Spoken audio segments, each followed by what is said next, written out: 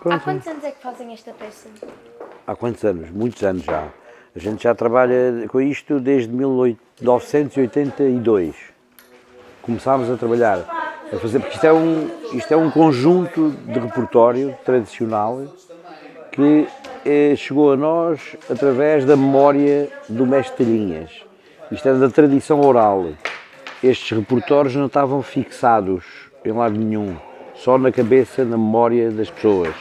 E foram transmitidos de geração para geração dessa forma.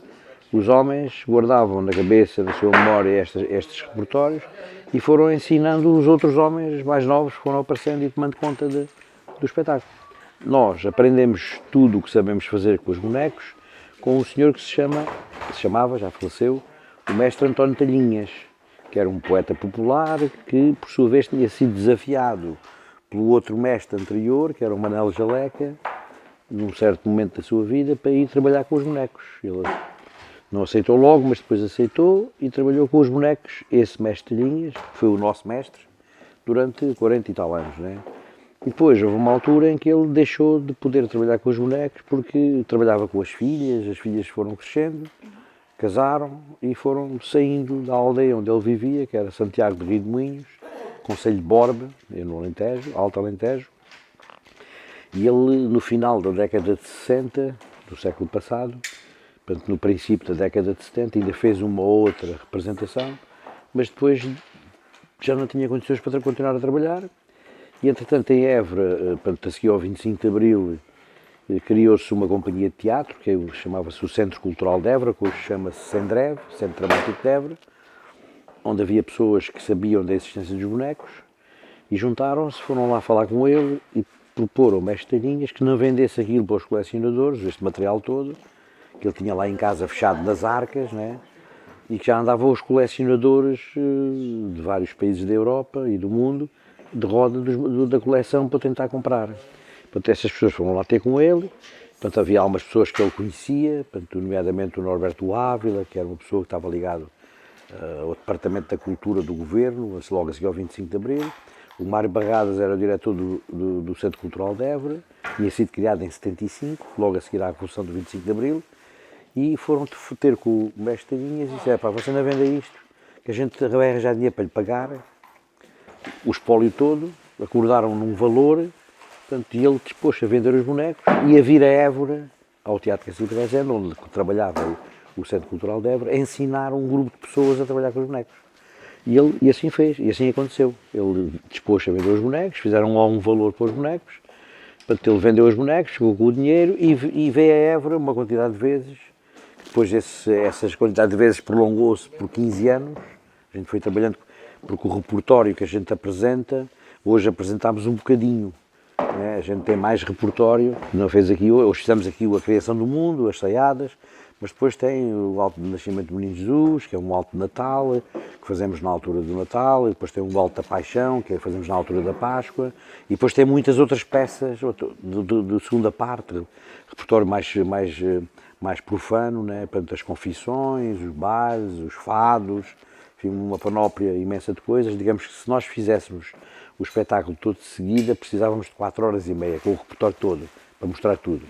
Nós vamos conjugando isso, portanto, em função da época do ano, pronto, e hoje o que apresentámos aqui foi este Alto da Criação do Mundo, que foi a primeira parte do repertório que nós recolhemos. Portanto, ainda quando o espetáculo foi feito pelos alunos da Escola de Teatro em Évora. Foi aí que começou o processo. Depois, 2 anos depois desse processo ser iniciado lá na escola, houve um núcleo de atores da companhia que assumiu trabalhar com os bonecos, onde eu estou, o Vítor, a Ana Meira e outros 2 colegas que não estão aqui, porque aqui a Carolina e o David já é gente nova que está a substituir a malta mais velha. Portanto, pegámos nisto e começámos a trabalhar e depois trazemos isto desde essa altura até aqui. Já lá vão para aí uns 40 anos quase. O que é que queres saber mais? Diz lá que eu digo-te. As explosões, o fogo... Pronto, esse conjunto de coisas. Isto é uma coisa que, como tu viste, é uma coisa que é feita com os meios muito rudimentares, é com a candeia de azeite, é com as velas, e, portanto, a questão do fogo e das explosões é uma coisa muito simples, é resina de pinheiro, sabes o que é resina de pinheiro? Aquela baba que sai dos pinheiros. Essa resina depois solidifica, portanto pode-se comprar nas drogarias, chama-se goma arábica ou pês louro. Aquilo depois compra-se em pedra, a gente depois bate aquilo dentro de uma caixinha, com um martelo, aquilo desfaz-se em pó, que é o pó que é utilizado para as bailarinas e os bailarinos para porem nos pés, para não escorregarem, ou então a malta dos halterofilistas, aquela gente que mete coisas na mão para não escorregarem, utilizam também este material. E isto é uma coisa muito inflamável, é por isso que as florestas de pinheiros ardem a uma velocidade astronómica. Porque isto depois a gente transforma essa pedra em pó, lança esse pó sobre a chama da candeia. A candeia, o que ilumina o espetáculo é só uma candeia de azeite, é uma tacinha que tem azeite dentro, e depois temos uns pavios de algodão que acendemos e aquilo mantém a luz do espetáculo. É assim que acontece. Portanto, tudo isso acontece ao natural. Portanto, não há nenhum efeito, digamos, que a gente faça ali que tenha eletricidade. Portanto, até a própria música é tocada ao vivo, as canções são feitas ao vivo, não há amplificações, é tudo natural, né? A voz é natural, a guitarra soa natural, portanto, não há. Portanto, isto funciona assim. E do nosso ponto de vista, e já funcionava assim quando a gente aprendeu com o mestre, eles faziam assim. De resto, há alguns registros que foram feitos pelo Michel Giacometti nos anos 60 do século passado, ainda com o mestre Talhinhas, com o Manel Jaleca, que era o mestre anterior ao Talhinhas. Portanto, eles fizeram alguns registros até em filme. De resto, há um programa que passou na televisão, que é uma coisa que se chama O Povo que Canta, que tem lá, entre outros registros que foram feitos, digamos, de expressões populares, tradicionais portuguesas, também fizeram um registro dos bonecos de Santo Aleixo. Portanto, sobretudo por causa da guitarra, mas tem o espetáculo todo, isso há registros, portanto, algumas coisas que foram feitas para esse programa da televisão, e que passaram, ao longo destes anos, têm passado de vez em quando, passam alguns desses episódios, entre eles os dos bonecos de Santo Aleixo. Portanto, havia também essas referências e, portanto, o que a gente faz é exatamente isso, fazemos e mantemos isto assim porque, entretanto, ao longo destes anos temos feito espetáculos no país inteiro e também muitas vezes no estrangeiro, sobretudo em festivais internacionais de marionetas, que é quem nos convida para ir ao estrangeiro. E nesses sítios a gente também tem verificado, onde fazemos o espetáculo, que as pessoas, mesmo não percebendo nada do que a gente diz, porque a gente faz, assim, no português alentejano, que a gente utilizou hoje aqui, que vocês ouviram, não é? É assim que fazemos também nesses sítios.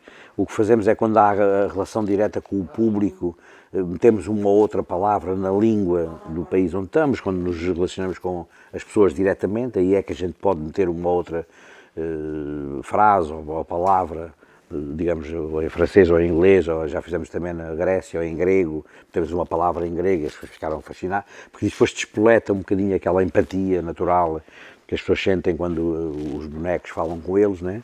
E eles falam com os bonecos. Pronto. Mas o resto mantemos, digamos, este conjunto de elementos que constituem o espetáculo, o som que os pezinhos dos bonecos fazem no tábulo, ou os sons que a gente produz ali porque nós trabalhamos em cima das arcas e vamos batendo com os pés, às vezes, sublinhar pancadas ou outro tipo vamos fazendo esse tipo de operações, pequenas operações que intervêm também no espetáculo. E tudo isso faz com que o espetáculo, mesmo quando é visto na China, por exemplo, onde a gente já esteve, ou noutro sítio qualquer, ou em Espanha, que não percebe nada do que a gente diz, também, tem um acolhimento que a gente às vezes até se admira, mas como é que é possível? Estes rapazes que estão ali à nossa frente não percebem nada do que a gente está a dizer, mas ficam fascinados com isto. Pronto. Eles depois no fim dizem, é a luz, é os sons, é a música, é a quantidade de bonecos, é as vozes tão diferentes, é as cantigas, essas coisas todas, não é?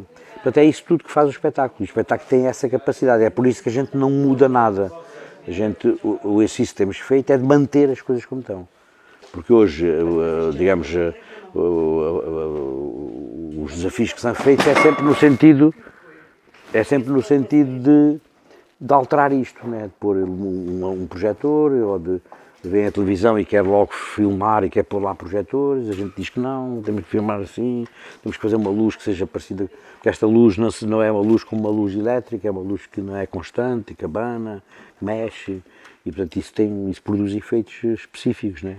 A gente não consegue fazer isso de outra maneira. Portanto, quer dizer que esta forma de fazer é e continua a ser eficaz. Se é eficaz, temos que a preservar e temos que a guardar. Pronto. E o espetáculo é isso. Agora, ao passar por trás do palco, deu para a ver as marionetes e percebemos que várias delas estão um bocadinho chamuscadas e sujas. Elas nunca pensaram, tipo, as roupas nunca foram trocadas?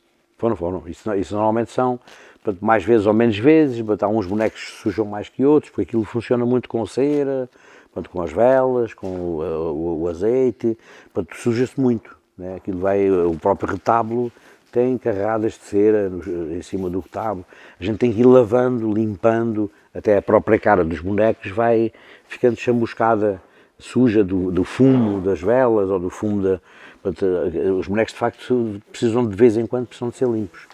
A gente às vezes não os limpa tantas vezes como eles precisariam, como eles gostariam, pronto, mas isso é uma coisa que a gente vai fazendo. Eles de resto tradicionalmente também faziam, arranjavam as roupas, trocavam, lavavam, porque o espetáculo também acontecia só no período do verão, no período de inverno, porque no período do verão havia muito trabalho no Alentejo.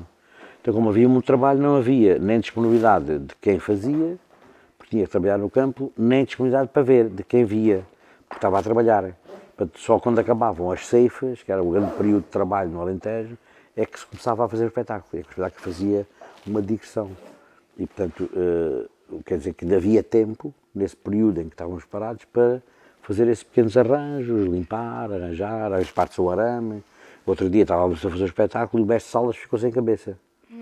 A cabeça soube, porque aquilo tem um arame que entra noutro, aqui ao cima do corpo e embaixo do pescoço, e este arame, não sei qual é que foi, partiu-se. E até a cabeça ficou, claro que depois houve uma preocupação de ele sair e não sei o quê, conseguiu-se encontrar uma solução para o público não perceber, né? Se cá houve pessoas que perceberam, mas essas coisas acontecem.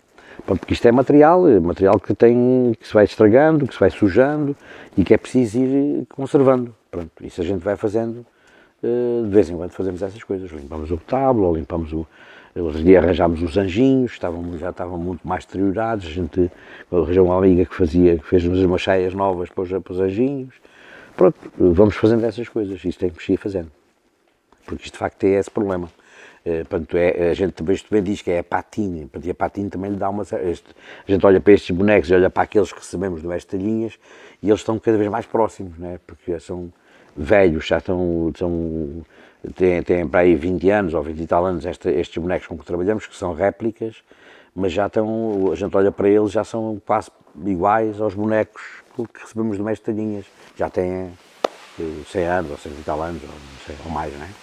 E, portanto, é um bocadinho essas coisas que a gente tem que ir fazendo, portanto, vamos fazendo, portanto, às vezes quando podemos, às vezes não fazemos logo, mas é verdade que, pronto, mas isso acontece sempre, porque mesmo que a gente limpasse agora tudo, fazemos um espetáculo e no final deste espetáculo já havia, porque isso acontece em todos os espetáculos, não é? Pronto, quer dizer que, pronto, quer dizer, achamos que isso também não afeta, mas pronto, não afeta ao ponto de pôr em causa o espetáculo. Pronto, é uma coisa que a gente de vez em quando tem que ir fazendo, limpar. Tá? Obrigado.